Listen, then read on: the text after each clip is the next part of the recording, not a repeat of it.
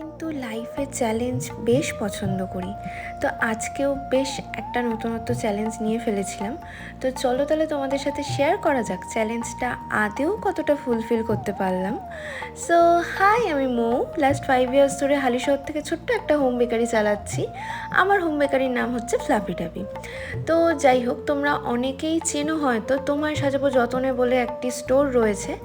সেই স্টোরের কাঁচাপাড়া আউটলেটের 1 ইয়ার অ্যানিভার্সারির জন্য দিদি এই কেকটা আমার কাছে অর্ডার করেছিলেন।